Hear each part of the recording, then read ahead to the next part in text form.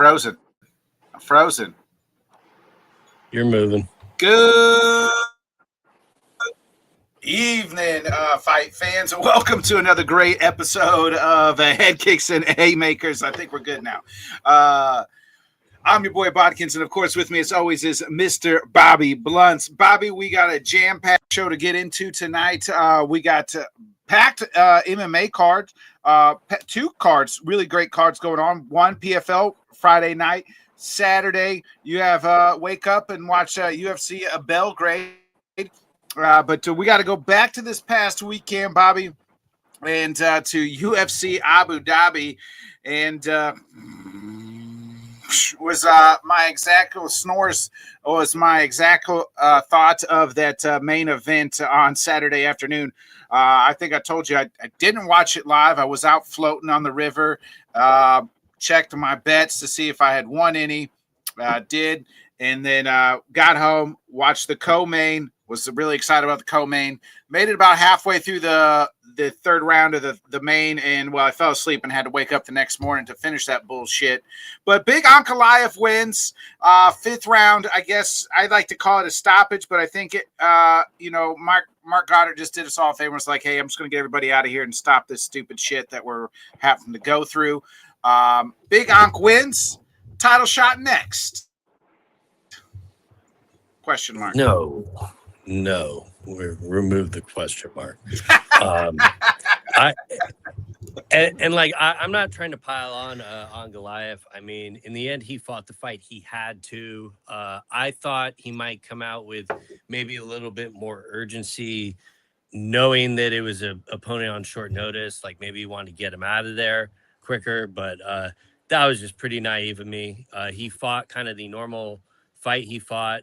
He's very good and well-rounded, and a lot of the times that involves just slowing the fight down. And I would put the blame a lot more on Gustav on this performance. He seemed to want to do anything but fight.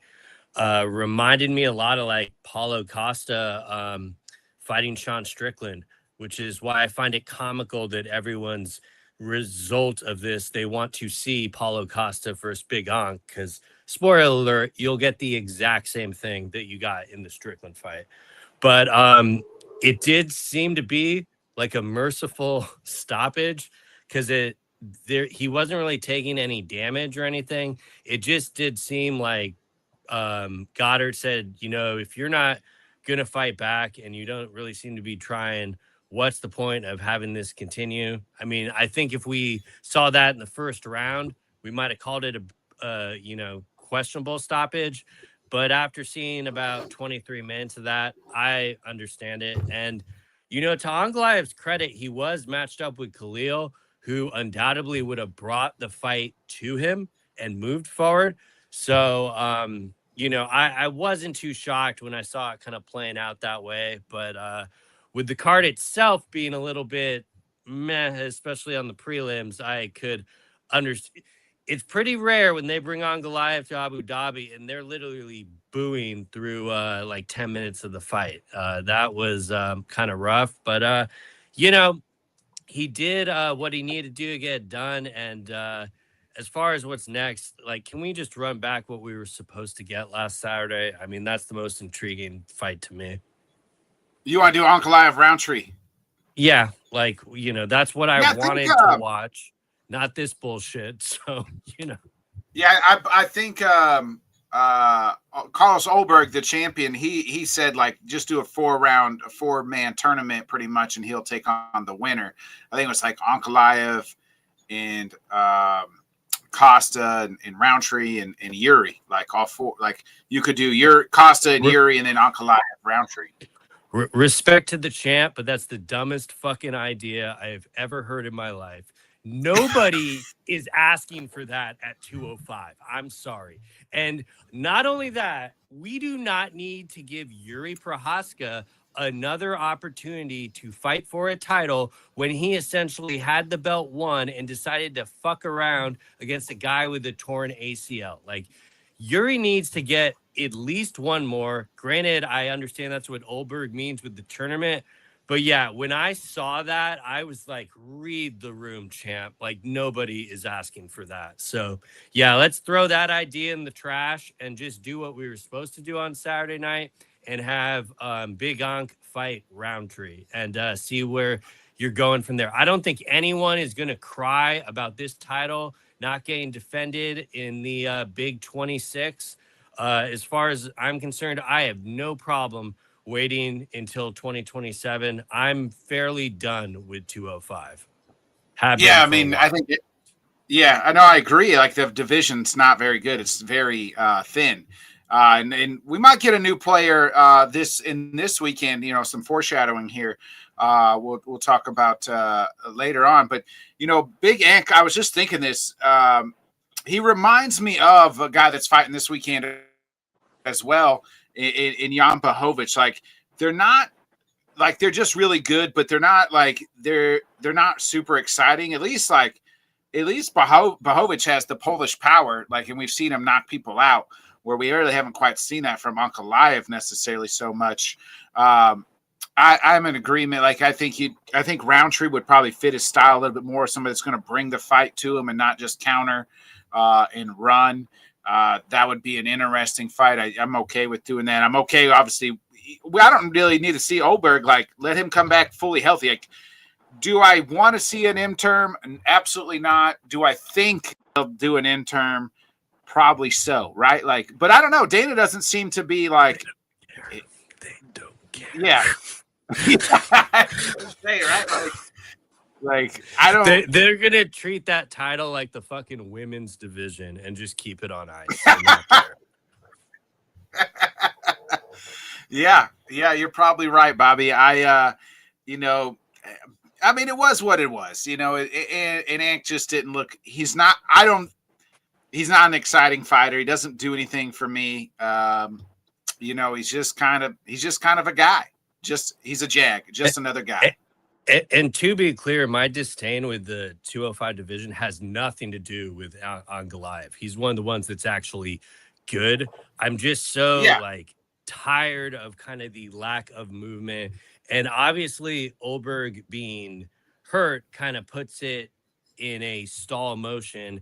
And the main reason I just do not really care for an interim is how that last title shot like even came about. I mean, Pereira vacated it in the first place. I think it would just be and I think that's why the UFC has no interest in doing that, and they're just gonna hold it off. What's up, Rob? Well, I don't think they want to be in the Ankalaev business, right? Like either, because like if they wanted to be, he would have been in that interim title fight, and he wasn't.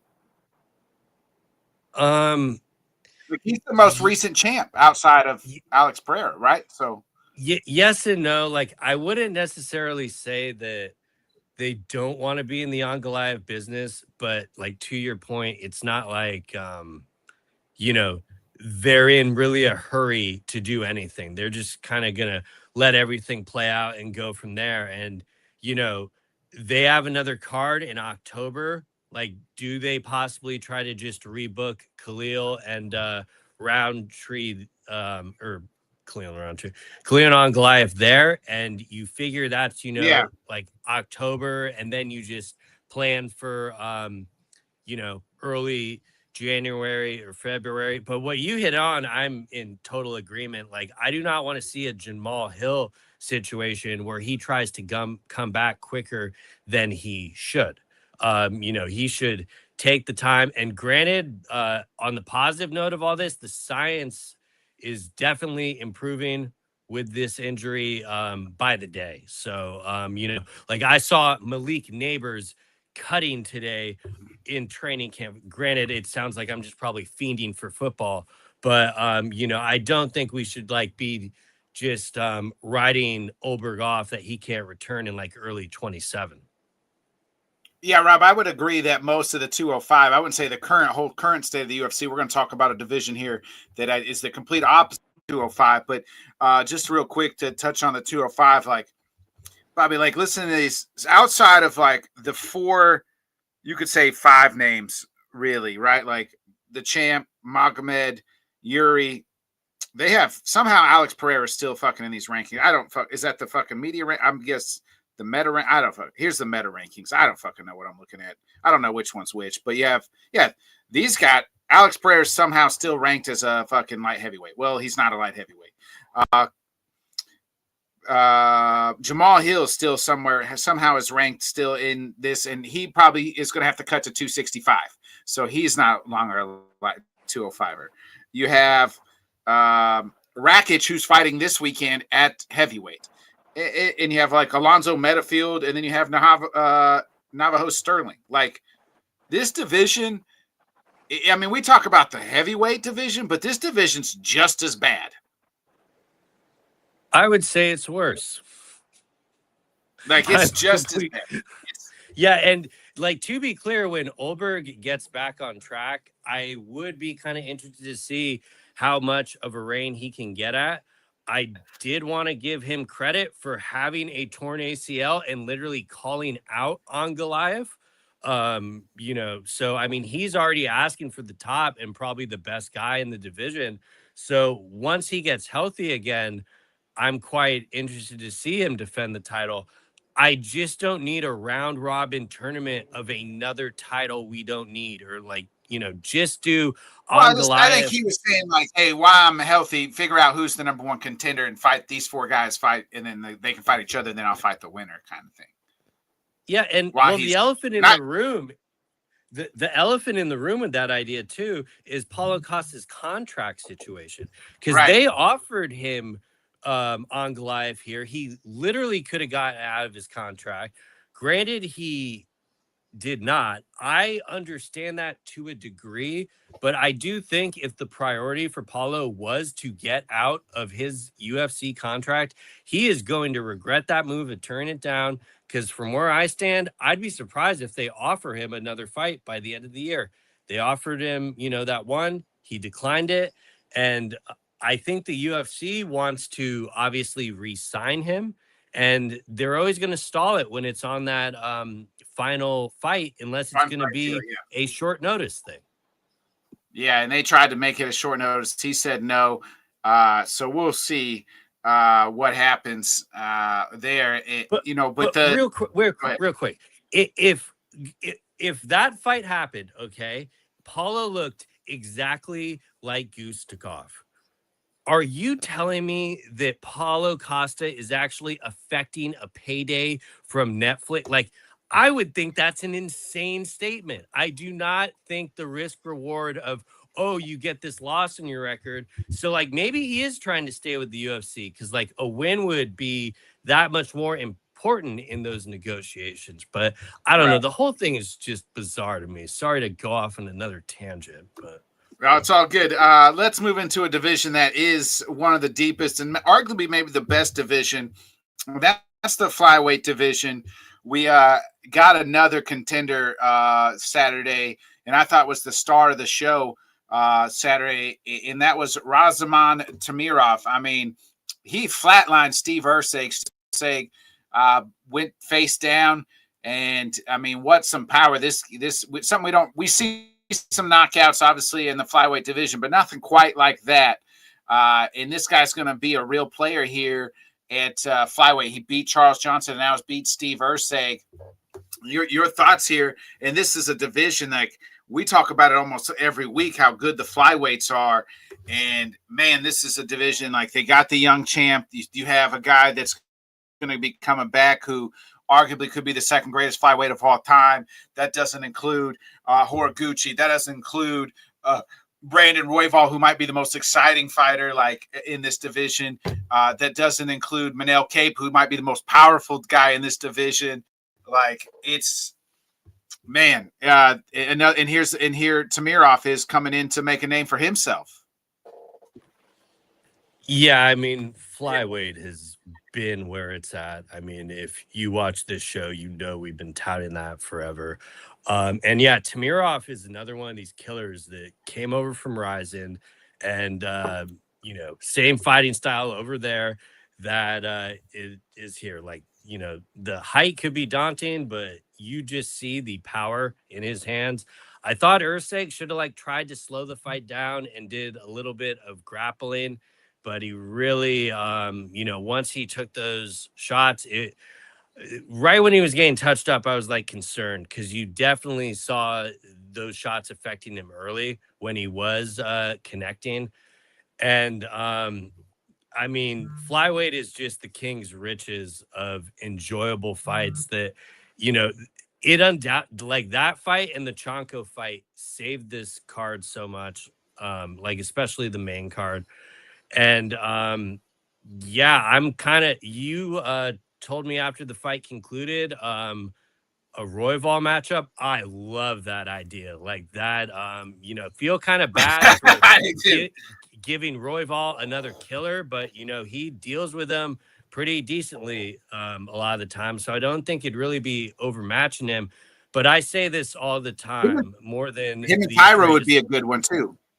Yeah, you can't miss at flyweight, especially like if they're ranked in that division.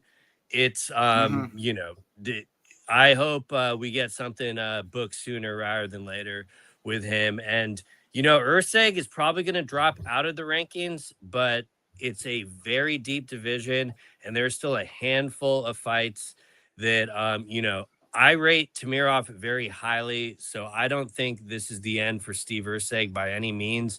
This is a very rough division that you can suffer multiple losses in. I mean, he had a couple losses, then he got back in the win column, and now he's back in the loss column. But you know, I got faith that he could still adapt.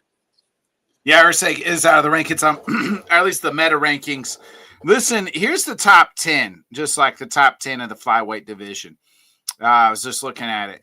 You have Van, who's the champ. Pantoja, former champ, arguably the second greatest. And we just talked about Manel Cape, powerful. Brandon Royval. Tatsuro Taira coming off that incredible title fight.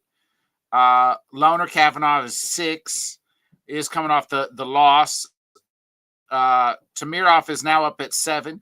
You have Horiguchi, who is right there, was really in just a title eliminator against Manel Cape. Then you got Amir Albazi, has been kind of down. Brandon Moreno's coming off a loss, but still a former champ. Then that's the top 10. Like, and that doesn't include guys like Summer Marjay, Mitch Raposo, who's coming up as well, Alex Perez, and a few others in that 10 to 15 range. Like, this division's stacked, and I really do go ahead and just give me, you scrap just Brandon Royval versus Tamirov. Like, give me that fight. Like, inject that into my veins, Bobby, because that's going to be a fun one. I love it. I would also take him versus Horiguchi. I'm pretty sure they did not fight in Ryzen. So, but even if they did, like, run that again. But yeah, you really can't miss with the matchmaking in this division. It's so electric. Yeah, and they got the young champ. He seems to be. He is he wants to be active. It seems like they're kind of trying to get down to him, and we're going to see sooner, I think, than later him at September. versus. It'll be September.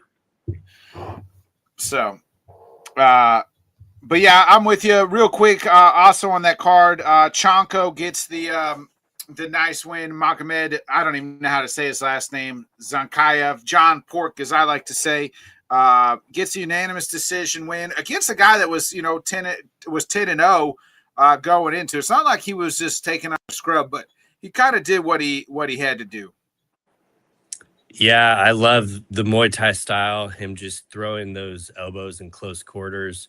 And, Rizbeski never gave up in that fight, too. Like, credit to him. Undoubtedly 125, Rob. Yeah, I would probably agree. And, I think Chonko did everything he needed to do to, like, kind of keep the hype train rolling.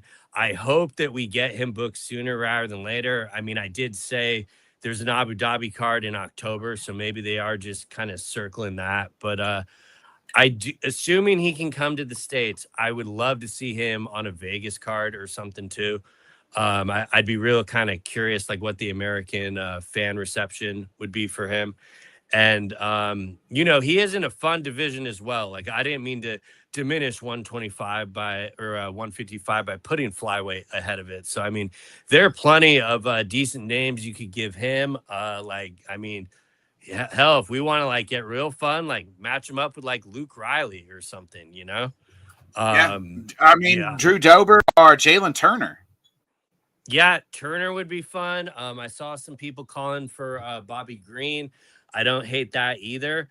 And like people forget he can absolutely wrestle. So I don't think he's going to be, overmatched if, they give him someone with a more wrestling dominant style. So, he is still only 9-0, even though he has plenty of Muay Thai fights. But I would still like kind of, yeah, I don't want to say like keep the slow burn because I think he could handle himself, but I think there's no reason to like get crazy. Like I saw people suggesting him versus Taporia. Granted, I know that's probably trolling, but let's pump the brakes a little bit. I do want to go back here real quick. In Rob, the reason I say I think I say 125 is better than 155. I just think like it's healthier, it's younger. 125 is.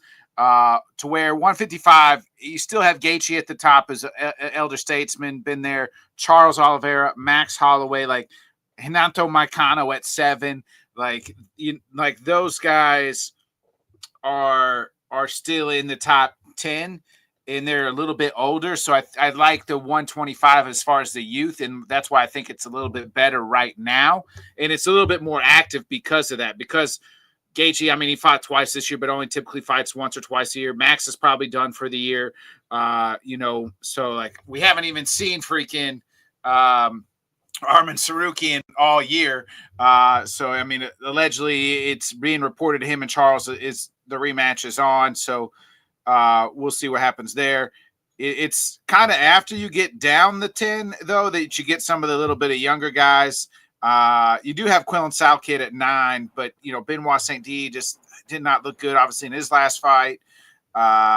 So yeah, Tom Nolan at 11 here. This is the meta ranking. So that's kind of why I think 125. I just think it's the youth gets me there a little bit. Yeah, I mean, I agree with every word because like I have 125, 155, and 170 more or less all in the same tier, but because 145 is probably right there too, though. Yeah, I would have no issues with that. But like mainly the reason I have flyweight just a tad bit above both of those is solely because the youth. And I mean, Pantoja is still coming back. He was the king of that division. So I just think long term though, it will like continue to kind of pump out the best product as well. Yeah. I did want to mention Walter Walker had a nice win. I mean, be a heavyweight. I mean, he's a guy to watch at heavyweight. Like he does something that his grappling is one of the elite, like grappling wise, right? He has, I mean, the gimmick and everything else with the ankle lock, but I think I don't think he's going to ever contend for like a title, but I think he could be a name and somebody to kind of watch, keep an eye on in this, kind of shallow heavyweight division. I mean, it's shallow heavyweight division. I will absolutely not rule out him competing for a title because, and I loved how he went for it. And then when the guy adjusted and tried to defend it, he got him with the calf slicer. Very impressive. Right. And yeah, I mean, can we get him somewhere in the top 10 already? Yo. What up? Oh, yeah. I'm kind of with you. I was going to look where I got the rankings here. Because that homeboy was obviously unranked, right? Yeah. Oh, yeah. I assume so. So Walter Walker's 8 right now. So I think they got Cortez Acosta versus Curtis Blades coming up. I mean, do you do him and like Josh Hoke? I don't want to like Rizan Kanuev is 5. I don't know how the hell he jumped so high. But I would love the Hoke it solely for he Hoke it versus Walker. Well, he immediately tweeted how awful heavyweight Oh yeah, jiu-jitsu is.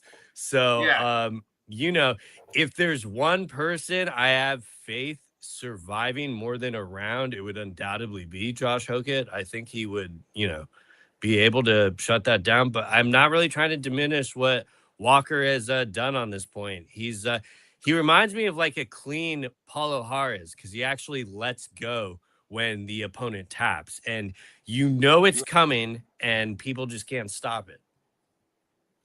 yeah. Oh, yeah. Looks like Ronda Rousey's husband fights like Ronda Rousey. And he's a fucking he's a personality too, man. He's Yeah, he is. It's what you need. Give me Walter Walker over Magomed Ankalaev. I'd rather watch Walter Walker, baby. I agree. Agree. A men's 125 has the best pipeline because yeah. See, thanks, Rob. Rob knows game. Appreciate it as well. So, did want to shout out one more fight on this week's past card, and that was the Ponzinibbio Patterson. Patterson, the nice bounce back win. Looked like he belonged. I know Ponzinibbio's long in the tooth, but it's probably time for him to put the gloves down, but didn't seem like he was going to. Just go do your broadcasting gig and call it good. Even though the last few weeks for the broadcasters, Bobby hasn't looked good for, outside the octagon. So maybe he should just focus on fighting.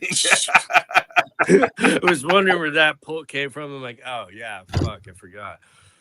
No, absolute shout out to Sam Patterson.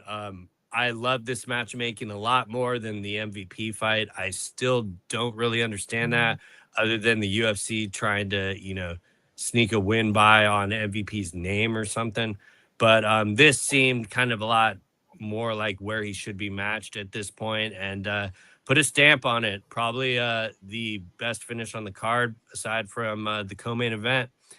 And he's still extremely young as well, so I'm sure he'll fully continue a good career. Maybe put him on a London card if they got that coming down the pike. Also want to give a shout out to Axel Sola. That was a great submission, insane amount of significant strikes compared to Bonfim, who just was trying to get a takedown and having absolutely no success. Rough showing for Bonfim. Yeah, let's move to this Saturday's card. We'll get to the PFL card, but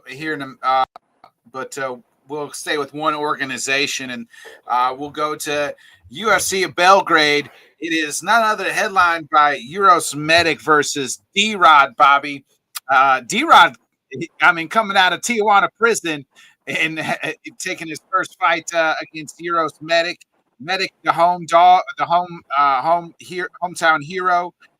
This card, at first I was like, "Ugh, this card stinks," but the co-main is Jan Blachowicz versus Navajo Sterling. I actually think that's a better fight now than the Gustav fight, like by far. Like we get a chance to see Navajo Sterling against a really good competition, a former champion. Blachowicz is coming off, a 2-year layoff or something like that, and the injuries. When was the last time Blachowicz fought?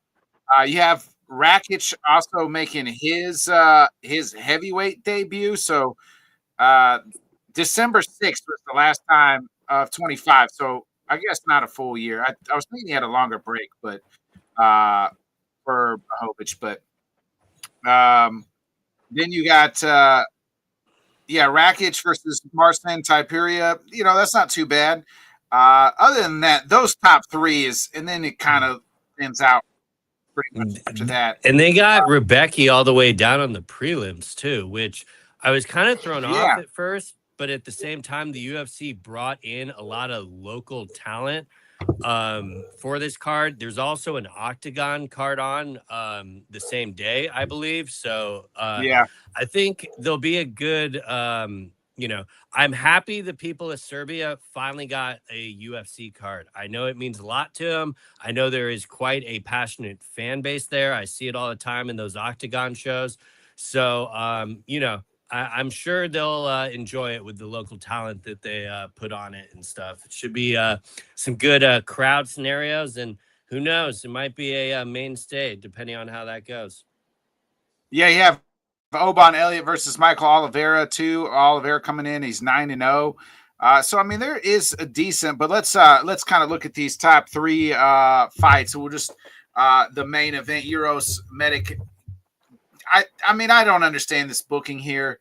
I mean, I guess it's just two ranked welterweights, Bobby. Like, I don't like this fight doesn't make sense to me. Yeah, and they are actually ranked. Yeah. Well, they were, at least I think, in one of the rankings. How do you maintain a ranking if you're in a Mexican prison? Oh, yeah. So even in the meta rankings, they're ranked 13 and 14. D-Rod's 13, Medic's 14. Well, how about that? You know, truthfully speaking, I forget all the time the rankings go to 15. I'm old school and just keep it 1 through 12. I don't, you know, respectfully, I mainly because you kind of called it, like the rankings is why this is set up. I mean, obviously Medic is the hometown guy. It is a very fun fight. I just question if we truly need 25 minutes of this. Like, I think this would be a great co-main or something. But you know, I also kind of understand them wanting to put Medic in the spot. I'm not going to pretend like this is going to be a question on whether or not he is a contender.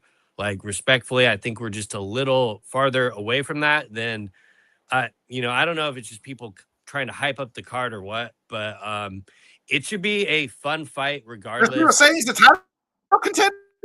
There's people saying that. Who's saying that? They're saying if he wins this one, the next one could, you know, be a title eliminator, and I'm just like, so if you beat D-Rod, you're in a title eliminator fight. Well, I mean, people are talking like we're talking about 205 or something. This is welterweight, a stacked division with a long line of contenders for Makhachev to fight.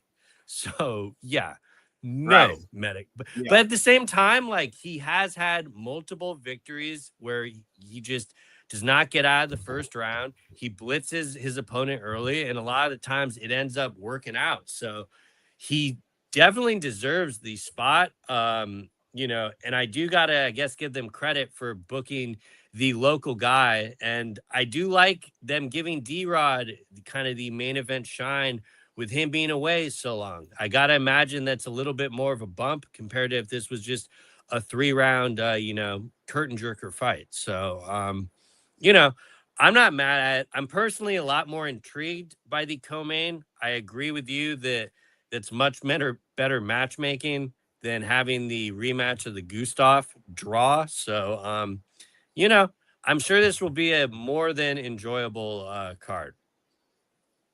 Yeah, let's I want to make some picks here, but I wanted to on the main. So you're picking Medic, I'm guessing. I guess, yeah. I think D-Rod would be best served to try to extend the fight, get out of that first round, slow him down a little, you know, maybe try to close the distance and grapple and just slow him down a little bit. Try to maybe push it to those 4th and 5th rounds, because we've seen Medic have a lot of success early. And but at the same time, like, especially with D-Rod's layoff and stuff, I'm pretty confident that Medic does keep the momentum going. So yeah, give me Medic. Medic is a -400 favorite. Huge favorite. I mean, I can't really blame the line. I would say maybe if there wasn't the layoff in question, it wouldn't be as inflated. But you know, I'm not really mad at that. I wouldn't really advise anyone. Can't even get Medic at plus money by KO. It's -275. D-Rod's tough. You know, like that does sound kind of daunting. At the same time, like, when D-Rod has shown that he could be durable, he has come back kind of with that second wind. So I would be very interested to see if he doesn't get the KO early, like really where this fight goes. So there is definitely, you know, intrigue on it from that sense. Yeah, then you got Medic by submission plus 700. D-Rod by KO's plus 400. D-Rod by decision is plus 2,000. Medic by decisions plus 1,400. Bro, They definitely don't think this fight's going the distance.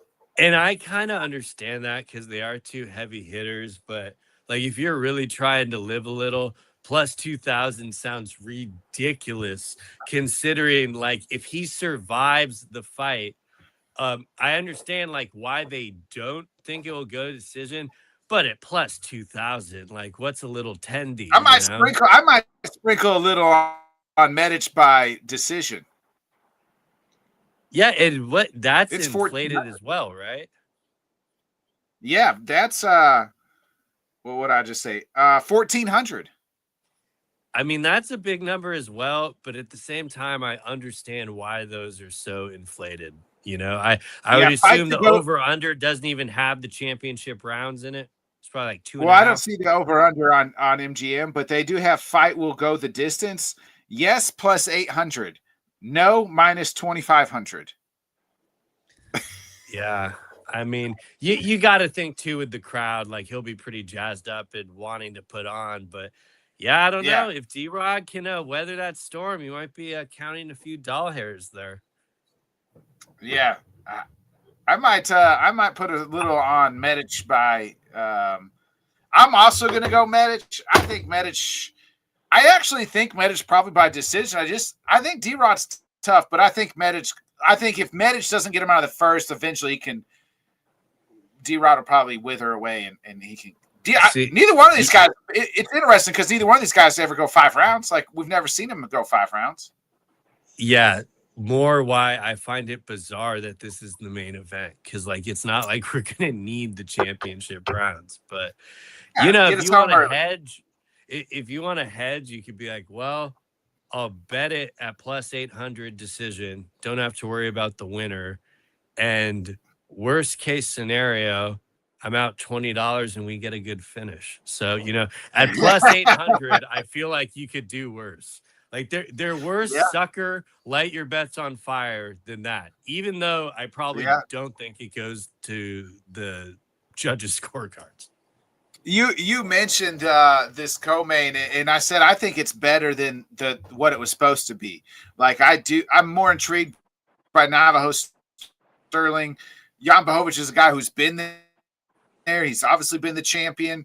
But to see Navajo in a quick turnaround come back and try to now fight Blachowicz is very interesting here. And it makes this fight interesting. Blachowicz is slight dog, plus 260. And Sterling, the favorite, at minus 325. And he admittedly said, I just came off a bender. So that is the line of this fight. I thought it was a pick. Yeah. No. I know this ain't a number card, but with that information, I'd pull out the dog mask on Jan. So I do. I'm probably gonna put a little money on Jan too. I mean, the Cuba Libre fight was bizarre because it was kind of a war, but like there were some moments where Cuba Libre was able to put him up against the fence, and he was kind of just like putting himself in some precarious like positions, and it seemed like in the end he just like gassed, and I really wasn't sure of what to make of Navajo at that point. Like he's clearly with City Kickboxing, he's had success. They're kind of slowly building him, but he did win in the step up from competition, and I do think this is like kind of a perfect way to figure out where he's at. Because, I mean, 2 things are going to happen. Like this fight's going to start and we might be like, ooh, yeah, I don't know. Jan does look kind of old. Or Jan kind of bounces back from the time off and does kind of vintage Jan stuff. He's good at, spamming the leg kick. I think he absolutely could slow down the fight. And I did not even look at the line. I assumed this was like more of a pick 'em.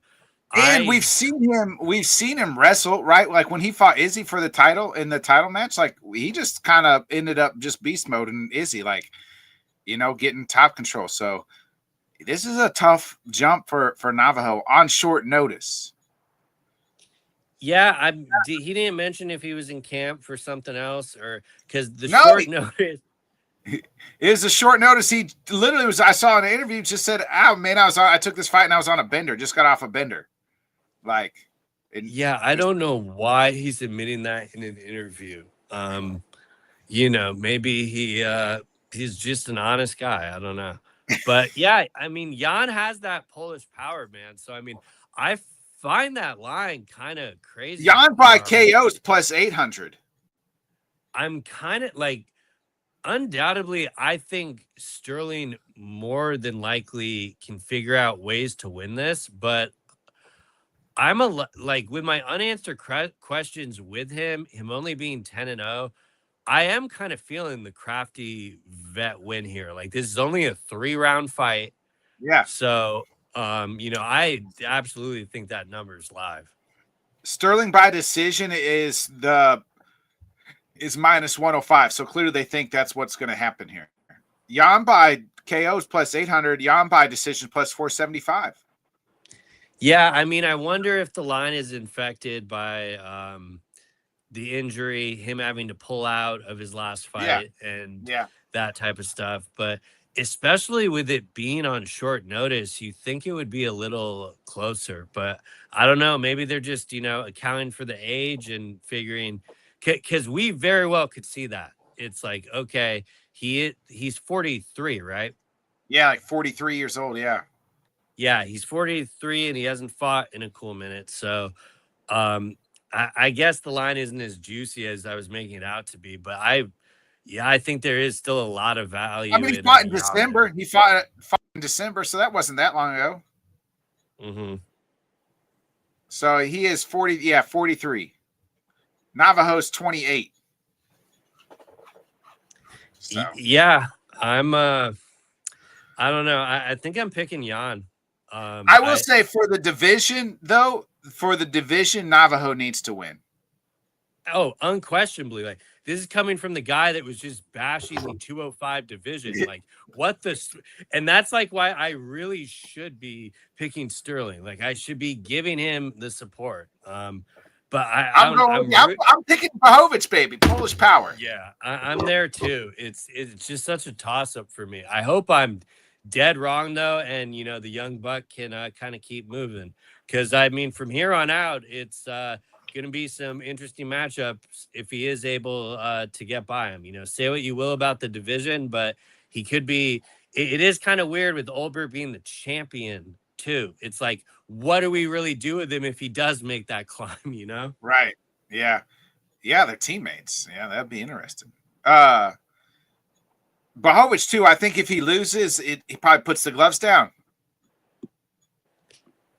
If it was anyone else, I would kind of say so.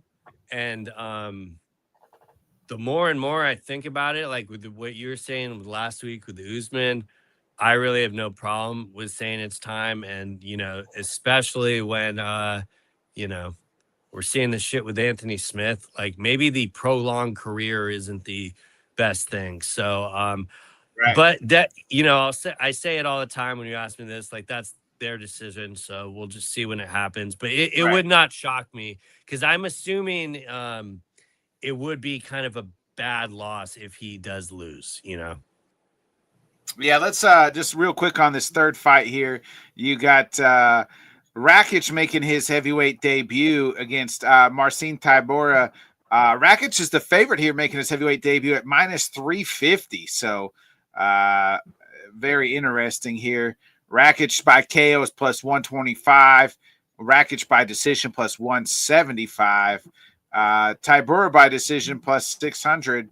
And Tybura by KO is plus 700. So, do people not recall how awful Rakic has looked lately? Or is since he came back from the injury? Yeah. Yeah. I don't know. Maybe like the extra weight or him not having to cut will be a benefit. and that's why he made it. I do think people are like a little done with Tybora, so that might kind of explain the Very line. true. But yeah, I mean, I guess it's okay for his debut. Personally, I'm more intrigued with Robert Valentin Dusko underneath it. Yeah. But you know, it I think for a debut for Ratchik, it's a perfect kind of test to see what we can have for him at heavyweight. So I'm not mad at it. Yeah, the Valentine match is that's actually close. Minus 180 Valentine Tordrick plus 145. Valentine, they were real high on him that year. He was on Tough and he didn't even like make it to the final. He's been kind of pretty good since, though. Well, he finally got his first win in the UFC, and it was a feel good win. It meant like a lot to him. Yeah. And prior to that, he dropped 3. But ironically, his opponent is in the same predicament. Like he dropped 3 and is also coming off a win. So I think it's fairly appropriate matchmaking. Got the local guy versus the dude from Switzerland. So it ain't gonna be no Valentine Torres Finney. I'll tell you that. Yeah. You got any other fight you want to shout out on this quick, Bobby? The Rebecca matchup is interesting to me. Yeah. Rebecca's tough. SOB all the time. I really don't feel good about the Obey and Elliott Oliveira matchup. I think Oliveira will be able to deal with the wrestling. So they really just don't seem to be doing Oban Elliott any favors. And yeah, why don't they like him? Yeah, well, apparently the matchmakers don't. And then like right under that, the Mark Volgden, Nikolic, I think is his last name. That is, think, just a fun fight. Volgan's the one who got signed off the great Contender Series fight that he lost, but he showed a lot of heart. I know a lot of people aren't really high on him and they question why he's in the UFC, but I appreciate that he's a fun fighter, and I think that fight will be entertaining for a prelim at least. Yeah, Rebecca, real quick, I was just going to look at the odds here. Rebecca minus 550 favorite, so the Oban is a plus 275 dog. So I understand. I get that, especially with the multiple losses. I wish it could be closer, but it's not. Yeah, Rebecca's always tough, man. Like, I mean, if I feel like they finally gave like a winnable opponent, like instead of somebody he's about to have to go to war with. But that it's in an arena that will be going ape shit. Thank you for not putting this in the fucking ape. Like that man is entertained enough. He should not be fine in the Apex. Yeah. Bobby, there is another card. The PFL returns. I mean, they just had a card last week where Thad Jean narrowly escaped on a short notice fight, but they put together their biggest card of the year, I think, so far with their 2 biggest stars. Umar Nurmagomedov actually fighting what is his last fight on his contract, and Dakota Deviccia is back in as well, and she's actually got like a 6-fight deal, and they're the 2 biggest stars. And they're both going to be in action Friday night. Nurmagomedov's taking on a guy named Koglan for the 155 title. And then Dakota said she feels like if she wins this is next, she should be next for the flyweight. But she's taking on Kleinholtz in New York, at all things. Like it for the PFL that you got your big card and you're not going against anything on Friday night. Like SummerSlam, there's no WWE SummerSlam, there's no UFC. Like you're doing it perfect. Finally. Yeah, no, very fitting to have your 2 biggest stars going back to back in New York. Like that feels like, a New York card. They should, obviously deserves to be there and is worthy. On the Thad Jean thing real quick, he did take some damage in that fight. I think he's very fortunate that his opponent had to pull out. I think that would have been much tougher for him. But he got the win on short notice and battled through adversity, getting dropped. So credit to Thad. And I've really been enjoying these PFL events they've been taking on the road. The crowds are, they're not like in arenas or anything, but they got just enough people in them where it is undoubtedly like more louder than the Apex. And the way they've been doing the walkouts, like Thad Jean's walkout, was really well done. And they keep kind of nailing the small things. The pacing has just been phenomenally better from the Don Davis days of having dead air just showing at the octagon with no sound. So I continue to be positive on them because they continue to give me watchable MMA and making it work. So I appreciate it. And as far as like meaning for the sport and stuff, I'm far more excited about this Friday than on Saturday. Like that's not even close for me. Yeah. I think you're seeing a better. I think you're seeing with those two, with Dakota and Nurmagomedov, you're seeing the two, but you can literally say I'm watching the best in the world. Like, that's kind of what I feel like. Well, like Usman Nurmagomedov versus Archie Colgan is a quality main event. I mean, Archie is also undefeated at 13-0. If I'm not mistaken, he trains with Gaethje too. So I mean, he's with a pretty solid team. I saw Gaethje talking about him on the Anatomy of a Fighter. So I know he has ties to Will, so he very well could not train with him, but he was kind of saying high praise for him and stuff. And he's got some finishes, some decent decisions, and case in point, he is undefeated, fighting another undefeated guy. So I think this is kind of a worthy opponent for Usman's final fight on his contract. I will maintain, I think he is re-signing with the PFL. I do not doubt that he'll probably test the waters to see what. You don't think the UFC comes calling? I think the UFC. No. You know who his agent is. His agent's going to get him the UFC. I'm fully aware of who his agent is, but I know his agent will also prioritize the payday.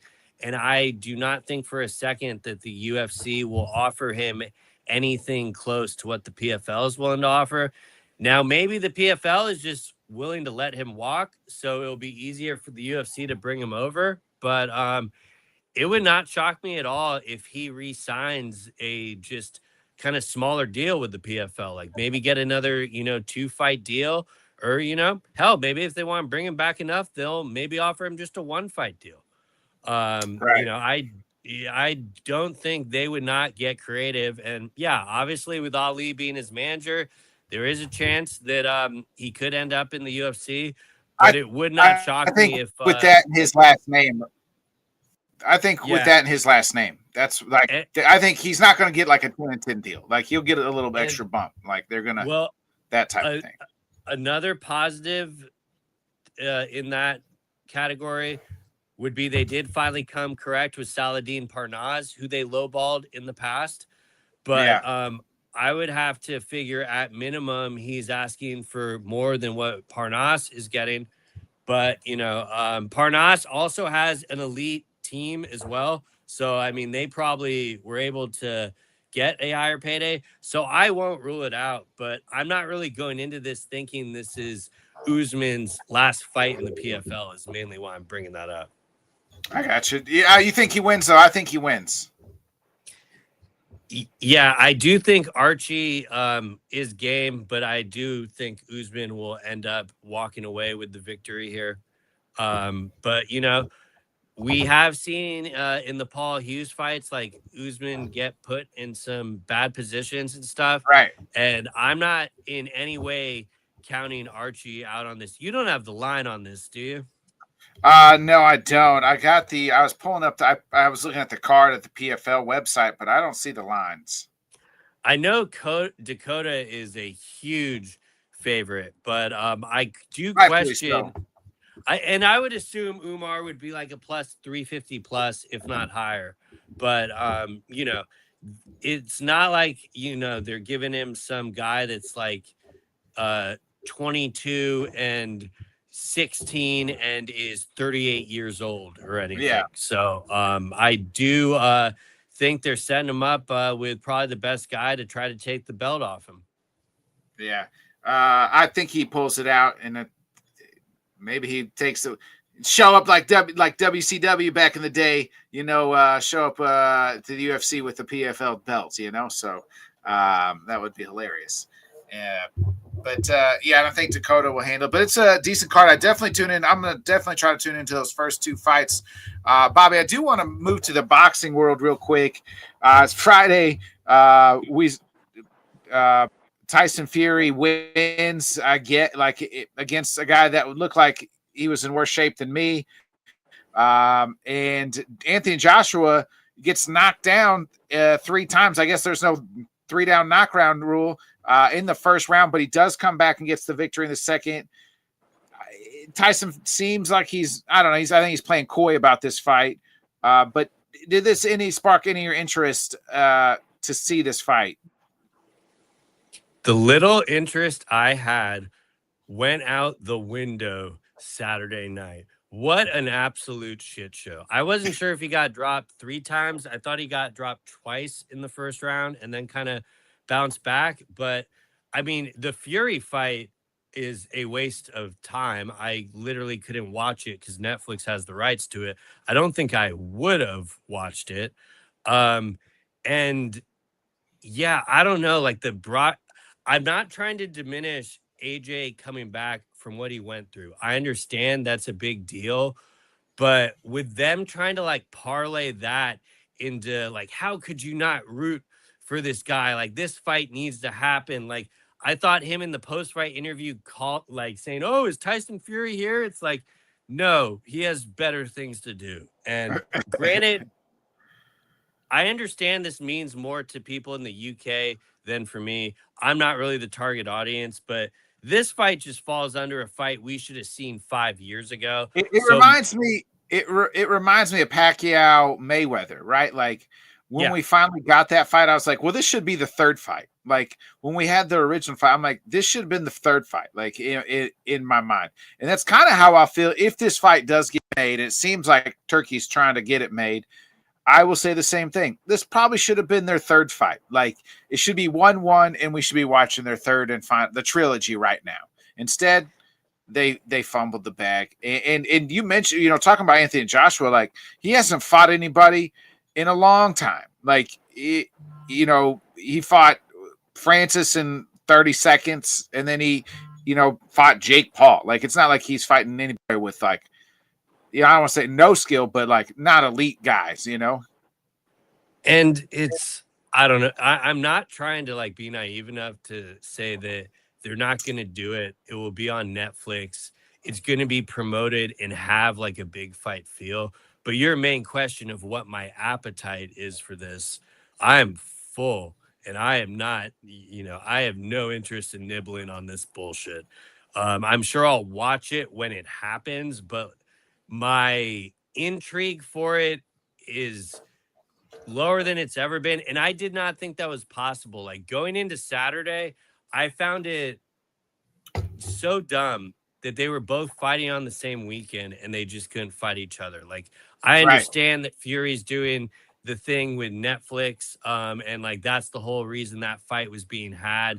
I get the fact that Anthony Joshua needed a tune-up fight, but it's doing, instead of hyping up the fight for me in the future, is souring me on it. Something I just am pretty over. So, yeah, it's quite funny that there was 14 hours of boxing on DAZN on Saturday night, and Zuffa ended up having the more enjoyable card. Yeah. And Earl Spence, he did lay down the gloves like he retired. It is, I think, a good career, but not, had he beat Bud would have been, probably would have put him into the stratosphere, but what Bud did to him, he just never really kind of came back. And I don't think he was quite dialed in either, like as other guys were at times. Well, he said he wanted to come back for himself. sort of thing. And I kind of get that. It almost sounds like his team didn't want him to do it. He definitely got paid a much more heftier fee going over to Australia. And I thought he looked good early, but he just did not seem to have the same stuff on his punches and just was fading in the later rounds. I did think it was a tad bit closer than the judges had it on the scorecard, but I do not think he won the fight. And I'm kind of always going to appreciate Spence's career. I think it gets overblown a little about the accident because he had good wins post accident prior to that Bud fight. I think people just look at any reason to, because those same people that were talking about that accident bullshit, they were not picking Bud in that fight. They thought Spence was going to style on him, and it went the complete other way. So, like, let's chill with a little bit of the revisionist history. I'm glad Spence called it a career. Like, when these guys decide to make the choice, you know, he has all his faculties and plenty of money. So, you know, credit to him. I'm always going to. I think they said he made 28 million off of this one. Yeah, I'm always going to appreciate his career and what he did for boxing. So thank you, Earl Spence. All right. Well, you got any final thoughts or anything, Bob, before we get out of here? The final, probably going back to the Ditchova fight, the one thing I wanted to say was, especially like with her opponent being a lot older, I don't understand why they did not just do Liz Carmouche for this fight. I think that should be who's next after this. Like, she is undoubted.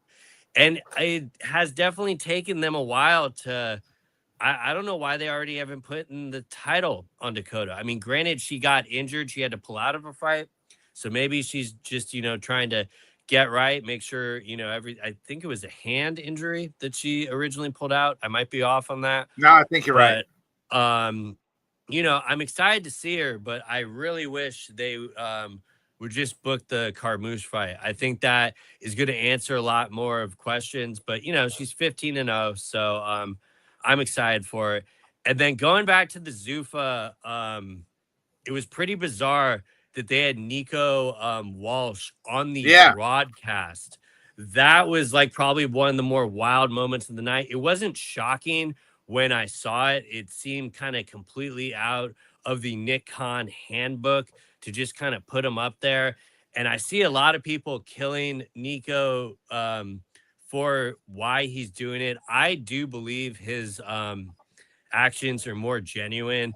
It's his manager I kind of have the more trustless issues with, but I really appreciated Sean Zittle's interview with both Nico and his manager. I thought it was a very worthwhile discussion, and it's only about an hour long. So if you care about that type of shit like me, that's worth checking out.